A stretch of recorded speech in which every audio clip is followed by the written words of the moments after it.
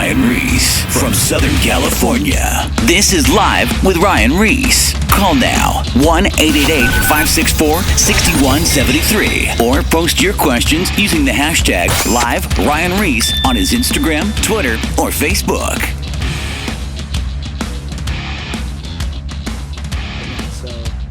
We could be live. Okay, we are live. Now. It's go What's time. up, everyone? It's time. We to had some talk technical and sing. difficulties, but we are live. Woohoo! Excellent. Well, listen, if you just tuned in, I don't know what you guys heard, but we were sitting in the studio waiting to see what was going on.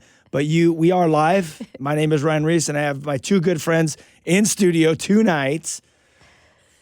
Josh What's my name? and Lacey Sturm. What's Yeah. up, buddy? Was that right? That's right. exactly right. Boom. You know, I almost said Strum. Because we Because said you it a million confused me. times. You confused me. Josh was trying to mess you up on that. Well, yeah, you did mess me up. Well, I'm excited you guys are here in town. And we're going to talk about a bunch of different things tonight. We're going to talk about your new book. Yeah. We're going to talk about The mystery. The Mystery, the new book. That's been out for how long? It's been out for a couple months. Yeah, it's been out since October.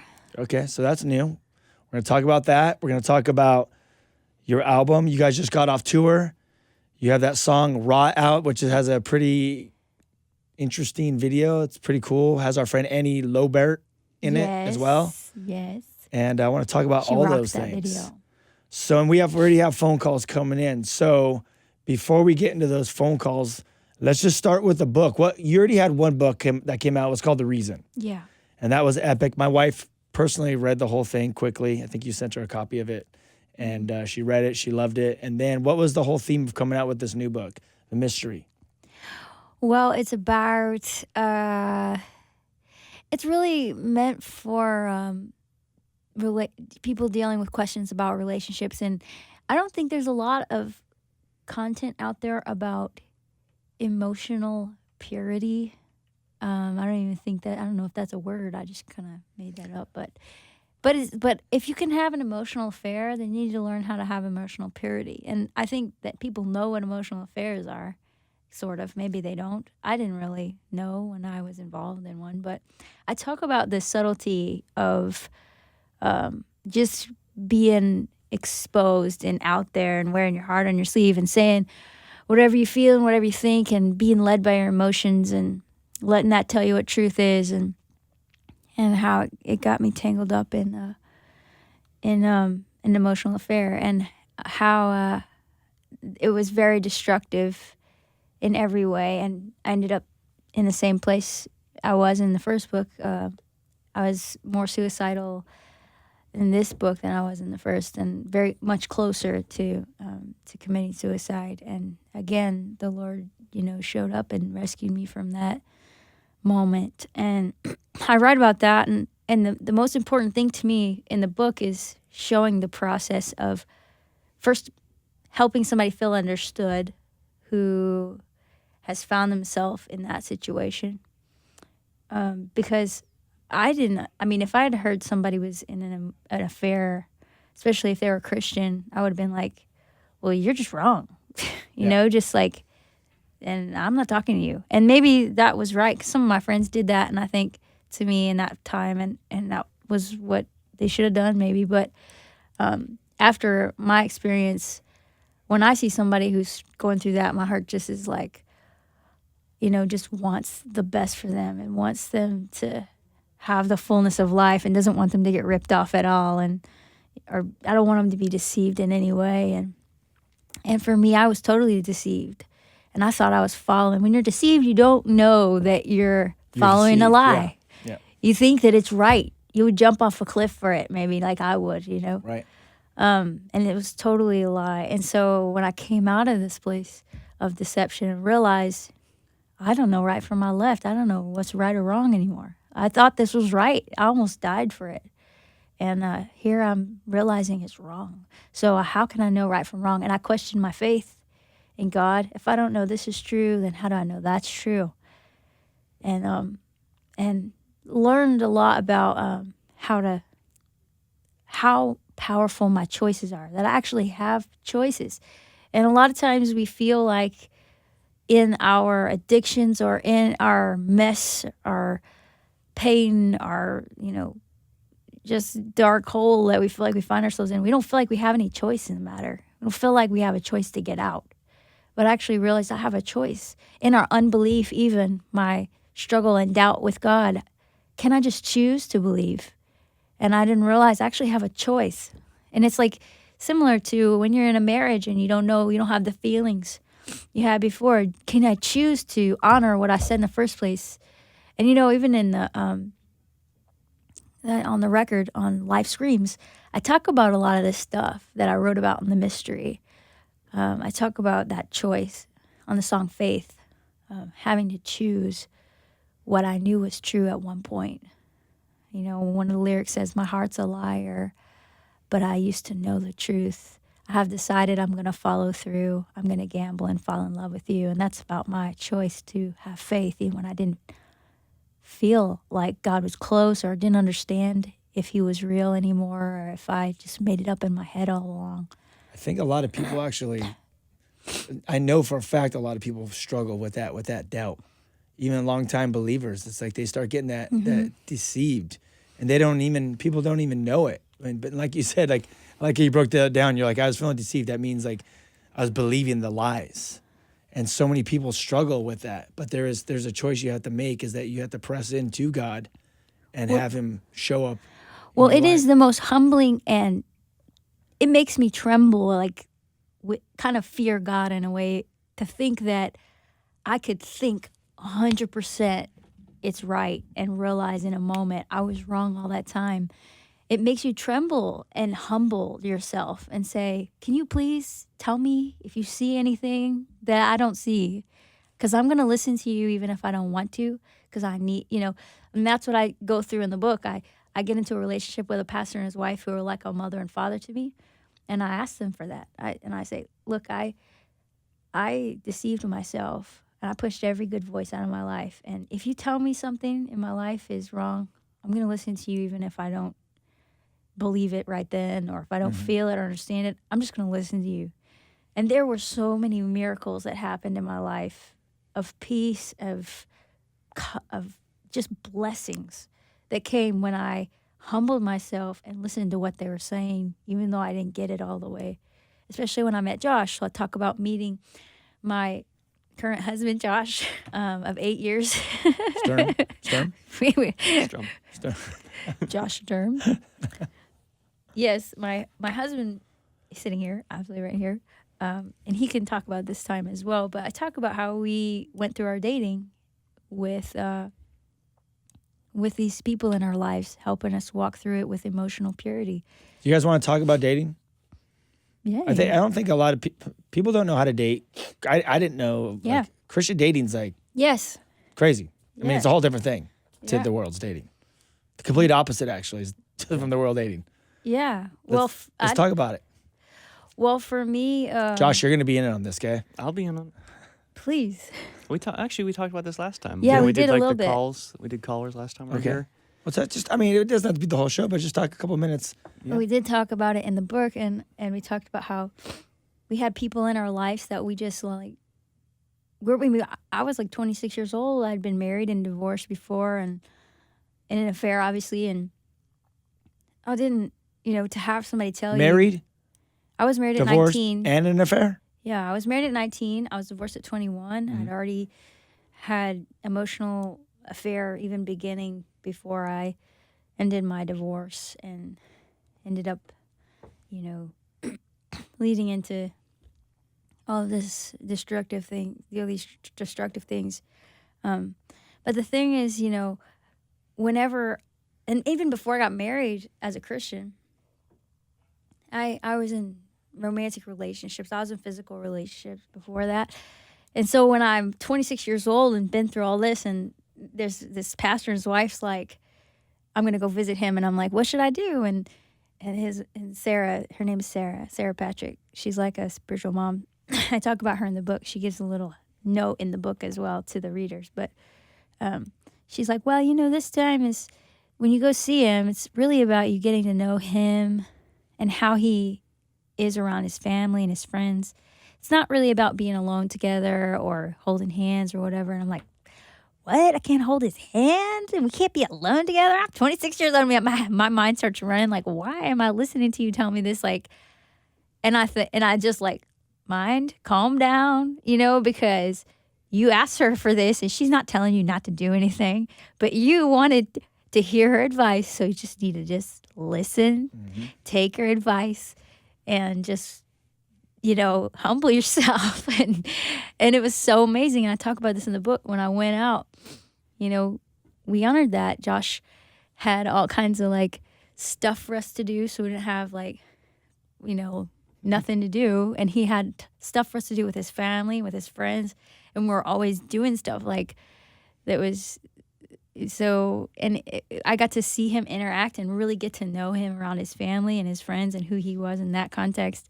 And we didn't hold hands, but every time we turned around, it was just super romantic. And it was such a thing. Like it was interesting because when you withhold the romance on purpose, it sort of intensifies it a little bit.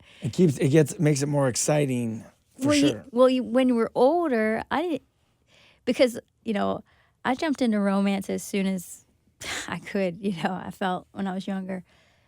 But even before romance came into my life, you remember those times when a guy you like would sit next to you and you're like, oh my gosh, he's right there. Oh my gosh. But as corny as it does sound, that's kind of the way it is. It is, honestly. But then when you grow up older, you don't ever experience that because when you want to be romantic, you just sort of go for it. Yes. But so for us, it was like we're like getting to know each other and we think it might be that way, but we don't know yet. And so he's just sitting by me, or he's just sitting like one person away from me. And I'm like, oh my gosh, he's so close to me right now. And that feeling is there constantly. And it's the most amazing, like romantic, without any romance on purpose from either one of us. It was super romantic. And it was like, so the tension there was something that you get robbed of when you just go straight into romance. How'd you feel about that, Josh? Is that on your side? One of the things I remember, Eric, right before she came out to visit me, she was on tour, so we wouldn't see each other for like 2 months at a time. And so obviously when we're together, we want to like spend as much time as possible, and we're still getting to know each other. But one of the things that he said to me before Eric she came Patrick out, is the spiritual dad, the pastor. Yeah. I know. One of the things he said to me was, this isn't about trying to make her fall in love with you. And I was like, what do you mean? He's like what she said, this isn't about trying to do romantic things and make each other fall in love, because you can make anyone fall in love with you. And when I heard him say that, it was just such an interesting concept, because like that is kind of what we want, you know what I mean? But the problem with trying to make someone fall in love with you is more about the game of getting them to fall in love with you. You don't even know if you're in love with them, but you're just like, I just want to know if I can get them to fall in love with me. And then they do, and then all of a sudden the game's over, and then you're like, or whatever. It was a mistake, and there, you know what I mean? And so that was kind of a cool way that I don't know, it wasn't about that. It was about hanging out, her getting to meet my family, getting to do stuff together and see. Yeah, it was really like, in my mind, I was like, I do not want to manipulate something to happen that's not what's meant to be. And I know I can do that.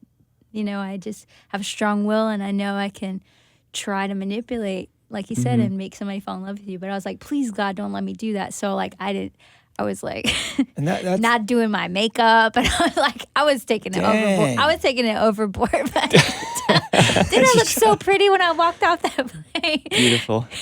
Shut up. You tell me all the time. I saw those pictures too. I know. I was like purposely like, because I really didn't want to get married, and I felt like God was leading me to that. And I had this thing in my head like, well, if God's gonna want you to get married to this guy, you can't mess it up. So I'm like, all right then, I'm just gonna be myself. Well, that's a lot of stuff that goes on even with Christian dating, is that people manipulate situations and they jump into it, they jump the gun, and they don't wait to see if it's even a God thing. And then they get into the situation where either they end up in a sexual relationship, or they just, they're dating but they're hooking up, and it's not of God, and then they rush the whole thing, and then they waste more time and they get wrapped up in this relationship that wasn't even of God. Yeah. And I think it's just because of maybe even age with people. They just think, I got to get married, or, you know, maybe if the girl's getting older, like she's in her 30s or whatever. But the best thing to do is just sit and wait on God and let him, and just date and hang out as friends and let him do the work like he did with you guys. Well, I heard this girl tell me on tour when Josh and I were dating. She was like, I explained to her, because we were dating, weren't we, when we were on tour? And and she was asking me something, and I said, well, he's never kissed me. And she's like, what? And I was like, yeah. She's like, you've been together how long? And I was like, I don't know. It's been a couple months. And she's like, and he never kissed you? And I was like, no, we want to wait. We don't want to sleep together till we get married, and I'm super passionate. So I don't know where kissing is going to go, but I got to be careful. And she's like, what? You're not going to sleep together before you get married? That's dumb.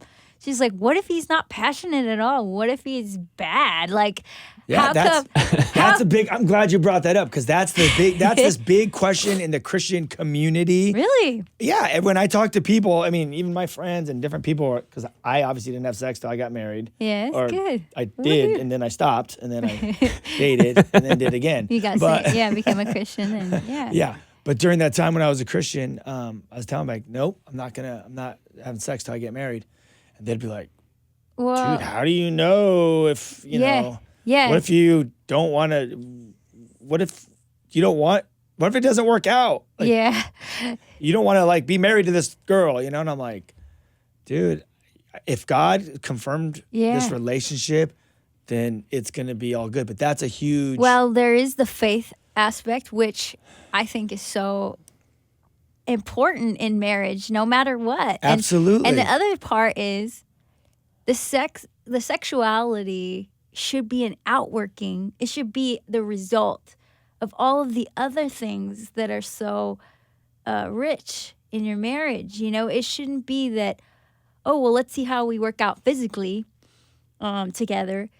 It should be a natural progression of how you work out emotionally and spiritually, and, you know, as humans, as human souls and spirits, that you like. I can see he has passion when I see him play guitar, when I see him pray, when I see him, you know, like I can tell in certain ways. There's things you can just see, you know, and, you know, that's just, to me, to you know, that part of your life is something that's vulnerable, and it's something that needs to be worked out in the context of, I'm not leaving you.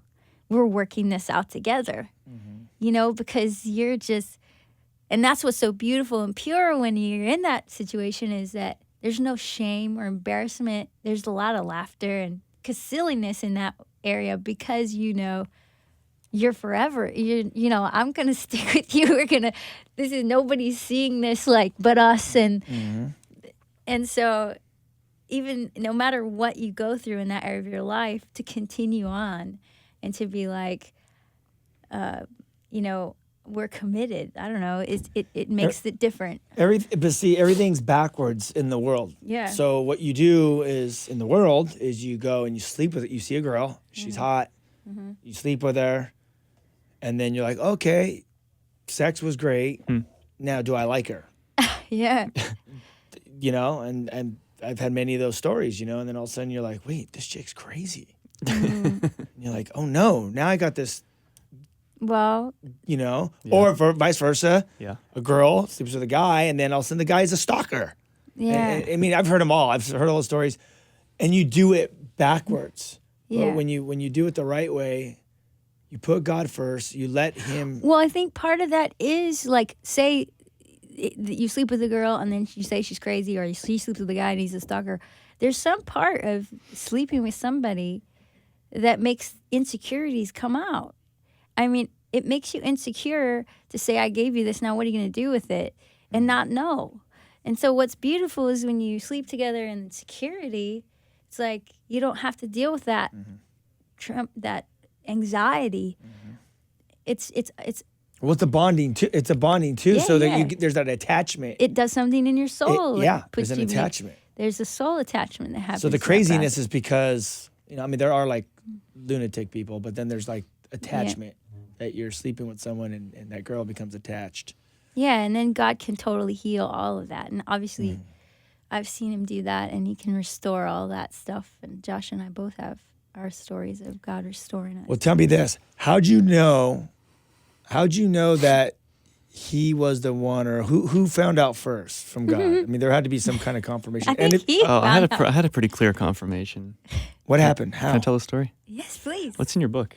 So Hey, if you just tuned in, this is Live with Ryan Ries. I have Lacey Sturm and Josh Sturm in studio. See, I keep wanting to say the other one. don't say the other one. Strum the guitar, please. No. Anyway, how'd you know? Well, it's gonna sound like a stalker type thing, but It's not. So he was crazy. I had a dream that that we were married, and I didn't even really know who she was. We had played a show with Flyleaf a long time ago, and I had this dream that this girl rolled over and kissed me and said I love you, and then rolled over and said goodnight. You weren't even dating? No, and I didn't even know her name because Did you recognize her? Was it her in the dream? I just woke up and I was like, Lord, that was my wife. And I was like, I think that was the girl from Flyleaf. I didn't even know her name. So I literally Googled girl from Flyleaf because I couldn't remember her name. And I'm like, That's pretty crazy. I mean, there's a lot of things in my life at that time where God was speaking to me, but there's a lot of things that were wrong too that like I felt like I was hearing him say. They were just so far off. And so I kind of took it sort of with a grain of salt, I guess. Really quick though. But haven't you seen that because of God's grace, even though when our life sometimes isn't lined up or there's things going on in life, he still works. Absolutely. He still speaks. Yeah. Because I think people, I want to touch on this really quick. People think that like their life has to be perfectly aligned with God. That's the only way he's going to speak to you. No. He'll speak to you in the middle of your sin, Oh, yeah. Yes. halfway through it. He'll be working, and here he is showing you your wife Yeah. when your whole life is still out of whack. I'm not Weren't you saying dating somebody else? I'm not Yeah. saying go live a life of sin or hell, No. but as you're working out your faith, Yeah, God still he's speaking to you along Yeah. the way. absolutely. So what happened? So you had this dream. Yeah, so I had this dream, and then it turned out Flyleaf was coming through town like 3 months or something from then. So I was like, all right, God, we'll see if this is going to be my wife. And so I hung out at the show, and I hung out with their guitar player, mostly. And then I saw her, and I kind of quickly said something, but she ignored me. Or He said, I said I saw them at Warped Tour, and they didn't play Warped Tour. She goes, we never played Warped Tour. And yeah. I was like, oh, He okay. said, hey, he worked up the courage to come say hi. This is what he told me. He said, I dressed up because I knew you're going to be there. And I was like, okay, God, are you going to do this? And then he saw me come across the stage after the show was over. He's like, okay, I'm going to go talk to her. And he's like talking himself into it. He goes and says, hey, so I saw you guys when you played Warped Tour. And I was like, we never played Warped Tour. Dissed him straight out of the gate. So I went home defeated. And not defeated because So it he was wasn't like that was stupid. I mean, I wasn't did. I wasn't a fan of like Flyleaf, right? It wasn't He like, didn't oh my like our God. music at all, actually. So like it wasn't this like starstruck thing. It was just kind of like, okay, God, you said this is my wife, and through a dream, and it felt kind of real. I feel like I can hear your voice clearly, so we'll see if it is. And after the night, I was like, all right, it wasn't. So I ended up dating someone, and like a year later, I saw Flyleaf again, and Lacey was there, and I saw her, and I was dating this girl, and then God reminded me when I saw her, like, I gave you this dream, and I'm like, And you okay. have this other girl sitting on your lap. What's going on? So like fast forward another year ahead. So now we're at 3 years. 3 years ahead at least. I was single, and I was kind of just, I don't know, it was just kind of a hard time in my life, and I just felt really lonely. And a friend of mine wanted to go see Flyleaf in Cleveland, and I'm like, I don't really feel like going. She's like begged me to go to the show, so I went, and I was talking to their guitar player again because I love gear and guitar. And Lacey came over and joined the conversation. She asked me about my tattoo, and I'm telling her about it. And we started talking about like Pantera. Did you remember him? Did you recognize him? I just No. saw his tattoo and wanted to know what it meant. Yes, we're talking about tattoos, and we start talking about Pantera, and then we're talking about Jesus, and I'm like, she's really cool. And like as we're talking, God's reminding me of this dream he gave me.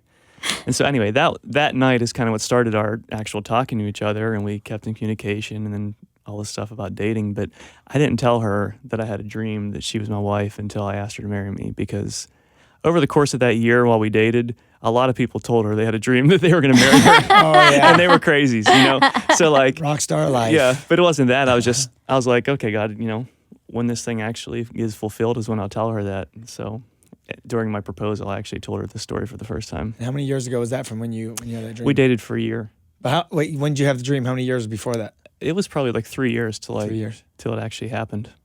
Dude, that's insane. But God's faithful. You know, I met Crystal, my wife, on the beach 10 years before. She doesn't remember meeting me. Wow. Did you know that? I met No. her. Okay, so she was, I was coming back from surfing down in San Clemente on Cotton's Point, and then she was actually hanging out with one of my brother's friends at the time, and they were walking down the beach, and I was coming up, and I walked up, and I'm like, hey, what's up, Brandon? How you doing? And she was with him. And he's like, yeah, this is Crystal. And I said, hey, you know, hi or whatever. And then we crossed paths. Wow. And 10 years later, when I met her, she has no recollection of meeting me, but I met her on the beach 10 years before That's that for like a awesome. split second. Wow. Isn't that weird? That's crazy. That's crazy. That is pretty That's crazy. cool. So here you guys are, same kind of situation. 3 Yeah. years, you meet her. She doesn't remember you. Yeah. I guess we're not very memorable, I Ryan. guess not. Well, I have a story on my other side. So what happened with you? Yeah. Well, I didn't want to get married. I had my heart broken, obviously, and I was like thinking, part of it was I had been married before, and I thought, which I didn't realize till later, didn't think I deserved to be married again, sort of, which I didn't realize that was the thing. But there was a little bit of religiousness, I think, in me not wanting to get married. But I thought I was just being, you know, radical and saying, I want to do something crazy for you, God, and I'll never get married. Because I just love that idea, you know. This life is so short, it's so temporary, and I just want to spend it going after Jesus, and I don't want, you know, to get caught up in things of the world. And we're not going to be married in heaven, so why should we get married here? You know, like I'm thinking this, and I was thinking this way, and I'm like, I'm just going to stay single for you. And I sort of made that decision on my own, and then I kept reading the scripture, kept coming up of this conversation between the Pharisees about divorce. And usually when I read it, I saw, oh, you're divorced, you shouldn't get remarried. Yeah, I read that today. Yeah, it says the Pharisees are like, so who can get divorced? And or something. He's like, well, Moses. He says, why did Moses allow or say we should get divorced? And he said Moses permitted it because your hearts were hard. Yeah. But that's not the way it was from the beginning. And then he explained, you know, a man, God created man and woman, and he'll leave his father and mother and cling to his wife, and the two will become one flesh. Therefore, what God joined together, let man not separate. And they said, if this is the case, then it's better for man not to get married. And Jesus said, this is the part that kept coming up over and over. Jesus said to the Pharisees, this is hard teaching, and only those whom it's been given to can accept it. Mm-hmm. And I was like, okay, so am I being a Pharisee and in some ways saying I shouldn't get married? And am I given this? Is this a gift to me? Or am I just taking it for myself? Because if you're called to be married and you try to stay single, your life will be harder. And if you're called to be single and you go get married, then your life will be harder. You know, which vice versa. Did I say the same thing twice? I don't know.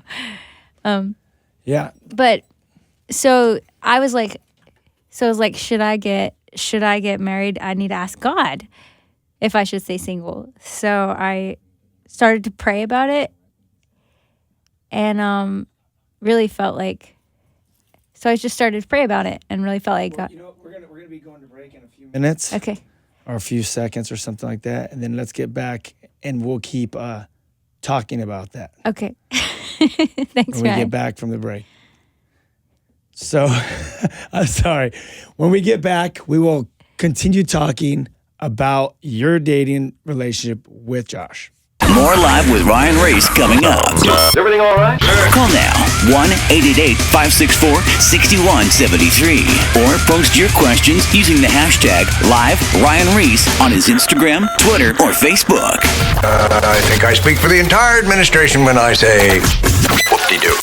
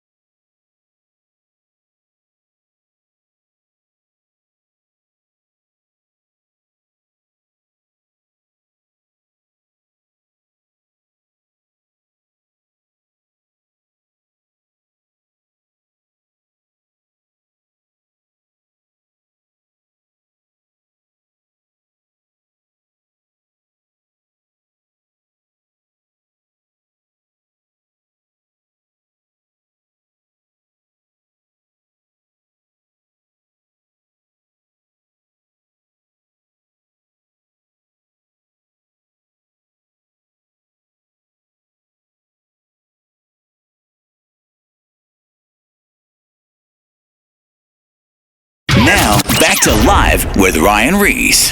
Don't say we didn't warn you. Loud noises! A few technical difficulties right before the break, but we are back and on point as ever. So, Lacey, sorry I had to cut you off. But what were you saying right before the break? You were talking about this confirmation that God was giving you to know that Yeah. Josh was the dude. Well, I just started praying about whether or not I should be married because some people have that gift and some people don't. And I Right. think that's something we don't always say in church either. Some people have the gift of singleness. I know two people personally, and both of them are beautiful women that are amazing, intelligent, talented women that are called to single life, and they're doing amazing things for God. So they've never been married or Right. One's a missionary to Thailand, and she's just brilliant. She speaks 3 languages, and she's just awesome. And she knows that she's a happy single woman that knows God's called her to help girls in sex trafficking. You know, that's her mission. So anyway, so I'm just praying about whether or not that's my call to be single, and I'm fasting about it, and every day at 7 I break my fast. Before I eat, I pray until I feel the presence of the Lord and His peace. And so I was praying, and I was like, Lord, teach me about how to be pure in my relationship with guys if I'm going to be single, you know. And I need a book about that.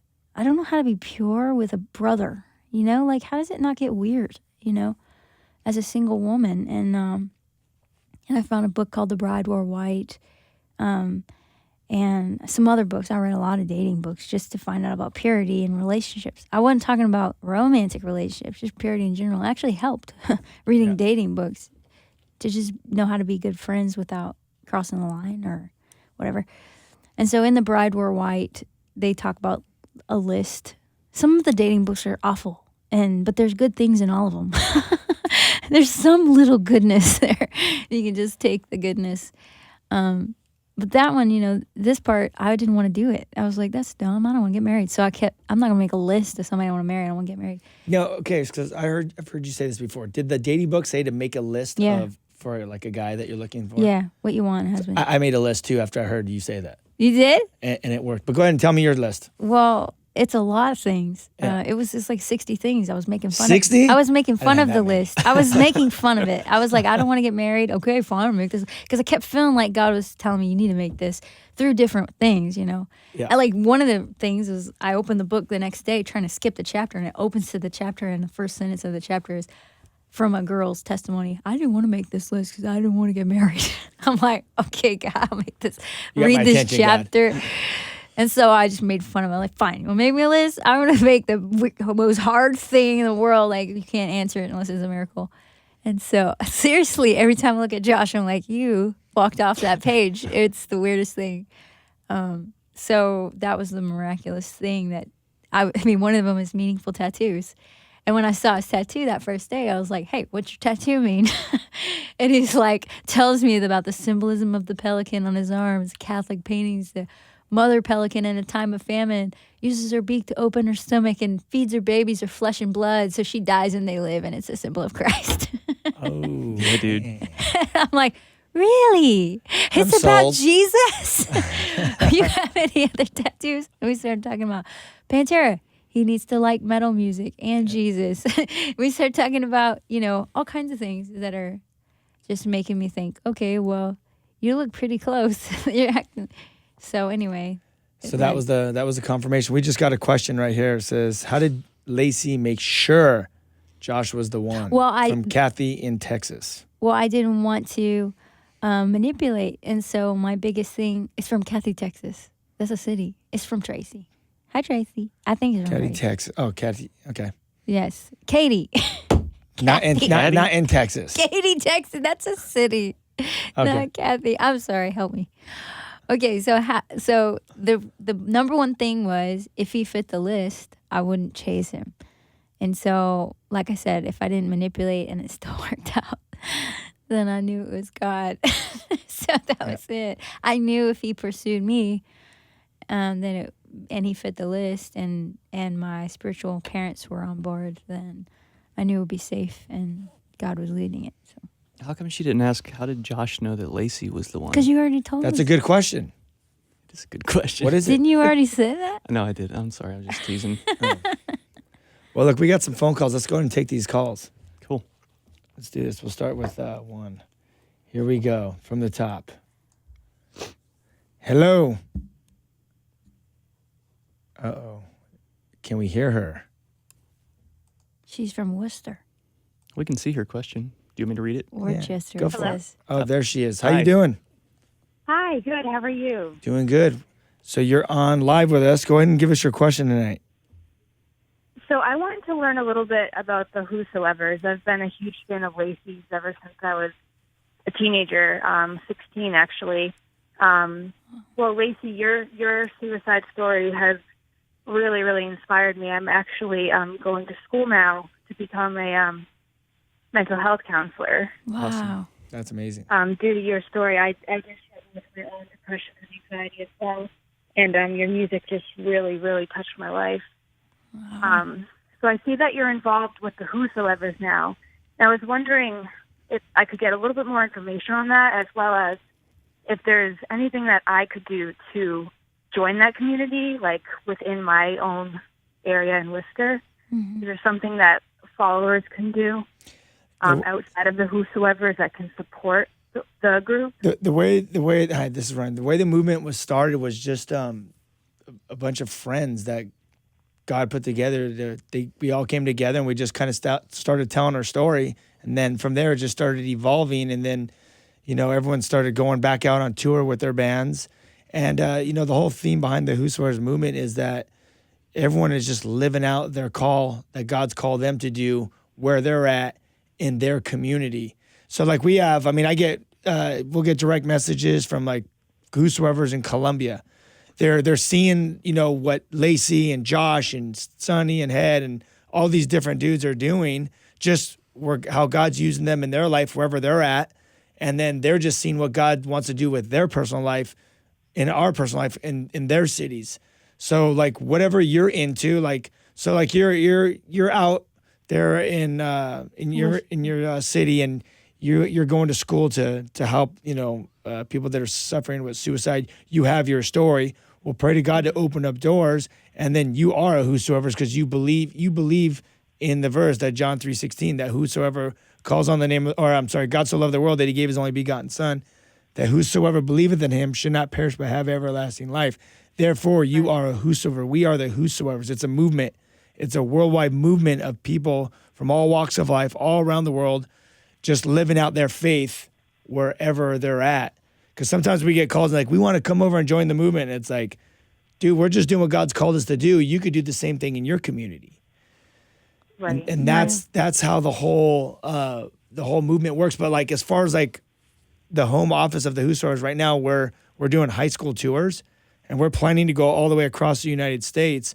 So when we go across the United States, we're going to be reaching out to the movement of people in whatever cities we're going to come and help out, do these high school tours.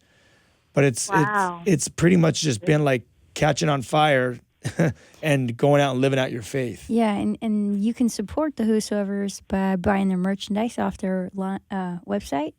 And then, if you really want to support and you have people that could be a part of your community, living it out in that way, then you can get them shirts and get them gear and stuff like that. And it's just sort of a way to represent, and that's how they kind of get supported. Instead of taking donations, they actually sell merchandise, and it gets the word out, and it helps you to remember who you are too. So that's why I love the merchandise. I think it's cool to wear that and know who you are, and people ask about it. What is that? And they start seeing the shirts everywhere at concerts and different places on the street, and people are like, what is that? Is that a brand? And then you get to talk to them about what Whosoever is. I got a rad story about, so when you buy the product, it basically funds our high school tour. So we can go to public high schools for free and do a full setup. We do a full concert. We have a band. We have free pizza. We even bought a cotton candy machine. Kids go crazy over that. Awesome. It's like being on, we're bringing like the Vans Warped Tour to public high schools. That's awesome. But That's awesome. there was this That's great. dude that was in a bar, and his friend it was basically he's part of the movement. He was wearing one of the t-shirts. It was like a hooded sweatshirt inside this bar. They were seeing a band, and this friend goes, "Hey, what is the Whosoevers?" It was that Eagle t-shirt, said Saints and Sinners. He's like, "What is that?" He's like, "Hey, just go to their website and go check it out." Right? Because the guy was a believer. So his friend wasn't a believer. He's like, "Just go to the website, check it out." Well, he went to the website, and then he saw it, and then he started looking up YouTube videos. And basically what happened is he ended up finding the Lord through that. Because if you look us up on Instagram, or if you look us up on YouTube, you're going to find all we do is talk about Jesus pretty much. But this guy ended up finding Jesus because one of his friends was wearing that shirt in a bar. He found Jesus, started reading the Bible, went to Bible school, and now he's a missionary in the Amazon. He showed up at a Whosoever's event 2 years ago and walked up and said, "Hey, this is my story. This is how I found out about the movement, and now I'm a missionary in the Amazon if you ever want to come." Wow. Wow. And so in full circle of what you said, now what is he doing? He is a whosoever. He's now a missionary in the Amazon, reaching out to the Indian community.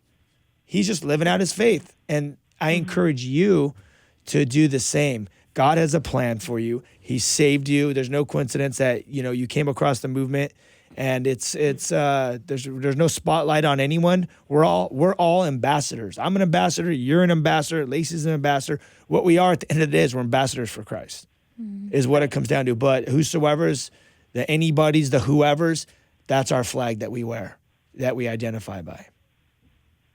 Great. Thank you so much. It was nice talking Right to you. on. Well, nice to meet you online. You too. Right, Thank right you. on. That's cool. Right Very on. cool. Well, here we go.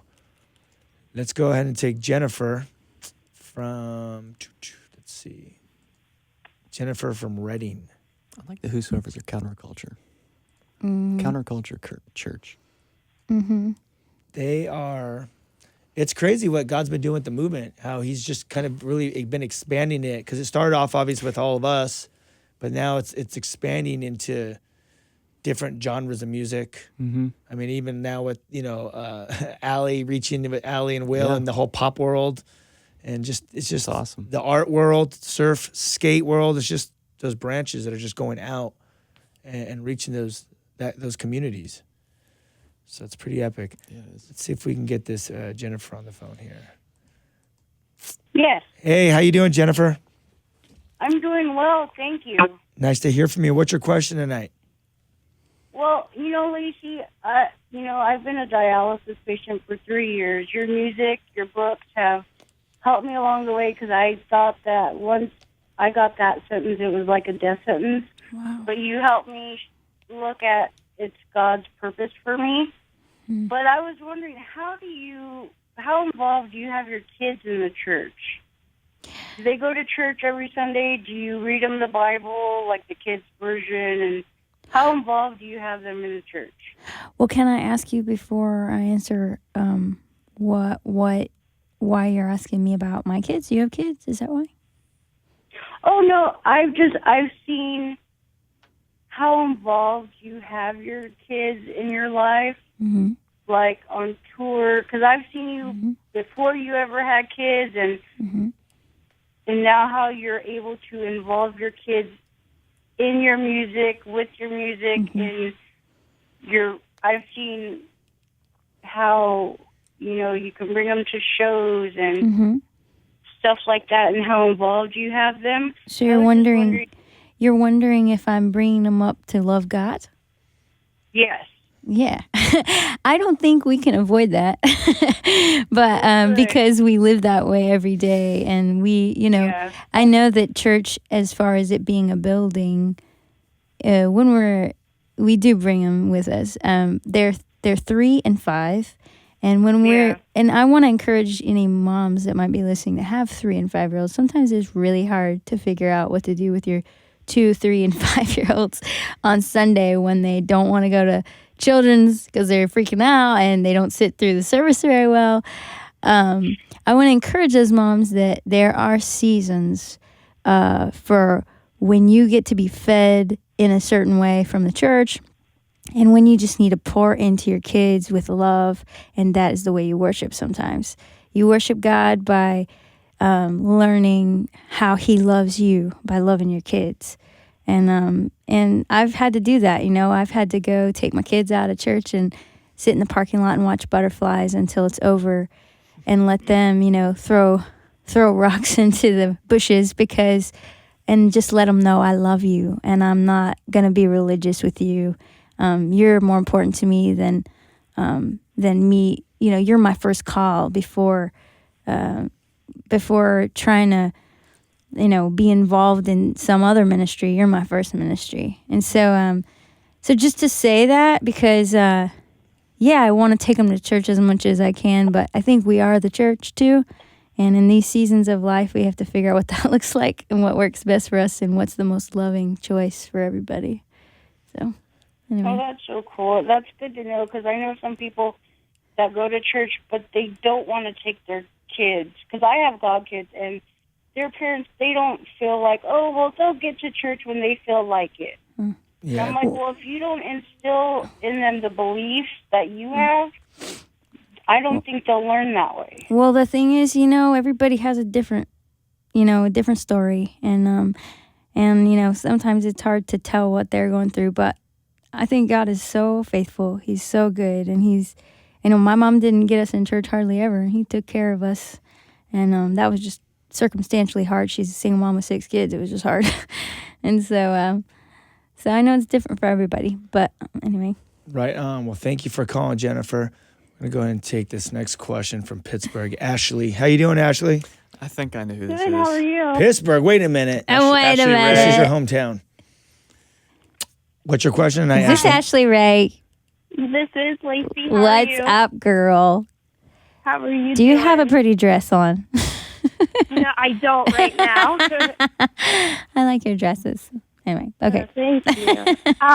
So I wanted to ask you, my family, we've been have a lot of different type of, I guess, trials going on in our lives, just a lot going on, and it almost seems like there's not many good things that have been happening. It seems like a lot's been going wrong more than right. And just for like me and my parents, all of us, how to keep that faith in God together, because when everything seems so wrong, just how do you look for what's going to go right? Well, I think the first thing you need to know is where you end and they begin. You need to know what your call is personally, and then be able to have faith for God to do what he can do and the people around you. And that's a really hard thing to differentiate when you're family and you want to, pull them along and you want to always help in any way. And sometimes God calls us to just, and I think this was really hard for me to figure out is how to figure out, well, what is God calling me to do? And how can I find my peace in him apart from what anybody else is going through? I mean, this is something I learned daily in my marriage, Is there a way for me to have peace and joy when Josh is having a bad day? Or when bad things are happening around me, when my kid's sick, or how can I keep my peace and joy and know that there are things that, I can weep with those who weep, but then I also have to keep my joy and stand up and keep my peace and follow peace in my life. And so when things are happening, the Bible says when we're anxious, to be anxious for nothing but to pray.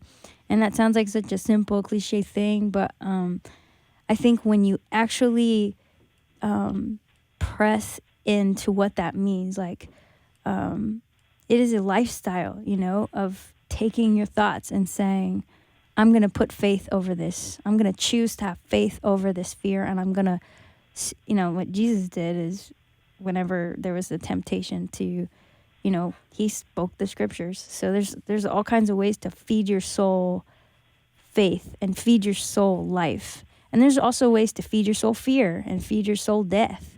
And, sometimes that means, like for me, I can't listen to certain music, or I can't watch certain movies, or I can't, and I just have, and it's a sad thing because sometimes I can't hang out with my husband because he wants to watch that movie or he wants to listen to that song. And I'm like, baby, I love you. I got to go to the other room.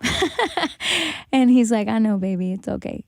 And it's okay to respect him and what, how God's made him, and to also respect how God's made me, and know, well, I'm getting a little overwhelmed here.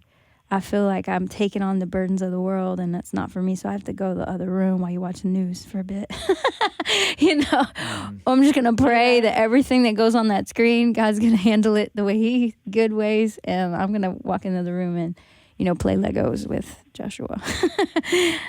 So we have to find those moments that we have peace in and pursue those things to know what we're called to and what we're not, and then just have peace in it. I think too that sometimes those trials come because we're not in the right place where God wants us, and we don't have that peace. We're like, why are we going through this? But maybe God's like trying to get us out of a situation we're in. I recently, the last year since I got married and I had the triplets, and I've been talking about this a lot lately, is that I was teaching 2 times a week. I was going to the high school. I was doing the movement plus the radio show, and I was doing all this before I got married and before I got pregnant with the triplets and then had the kids. So I had all this stuff going on, and I didn't have peace. I felt like I was in this trial constantly, like no peace. There was anger coming up, and because I was trying to hold the weight of the world and trying to do all this stuff. But what God was basically trying to do is like, dude, you need to release some of these things. And you can't do everything. And my first ministry is my wife and my kids. So as one night I was just sitting in my room and I was feeding one of the kids and I was listening to K-Wave, this radio station, and this pastor came out and started talking about Elijah, how he had to withdraw from ministry so that God could work in him, so he could work through him. And God really spoke to me that time to my life seemed like I was doing everything aligned with God. I'm teaching the Bible 2 times a week, 2 Bible studies. I'm doing the radio show. I'm speaking at high schools. I got my wife and my kids. I'm like, God thinks I'm awesome. But really, God's like, dude, you need to chill out and you need to go take care of your family.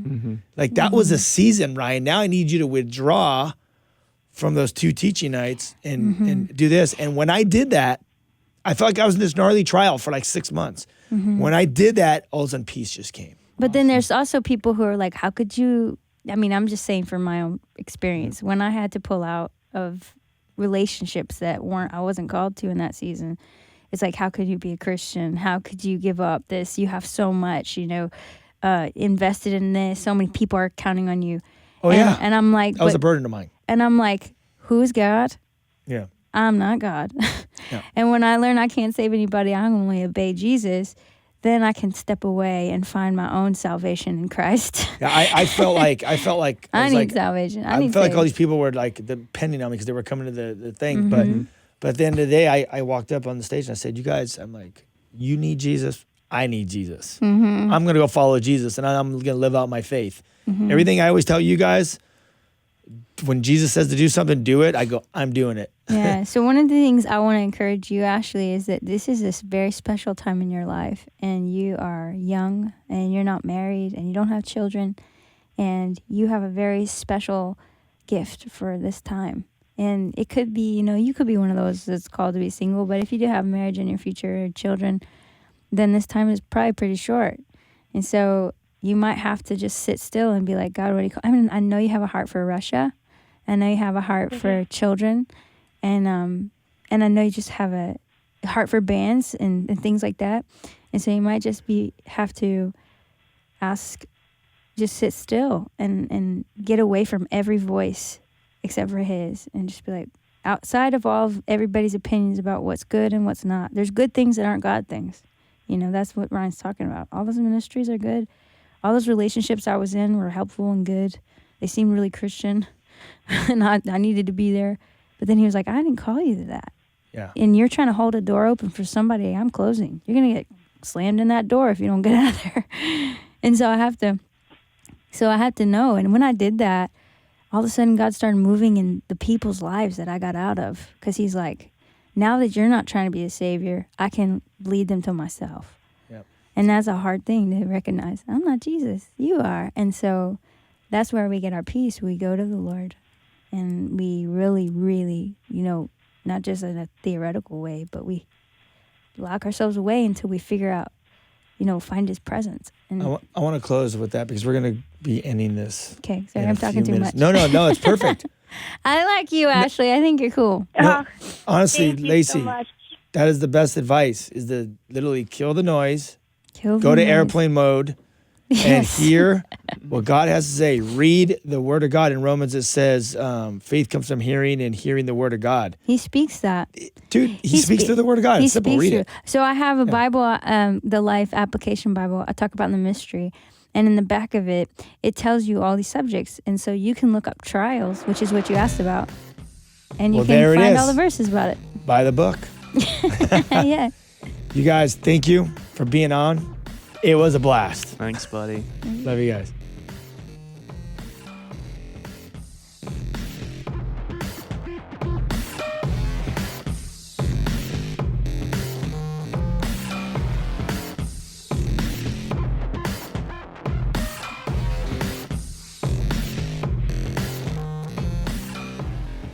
This has been Live with Ryan Ries.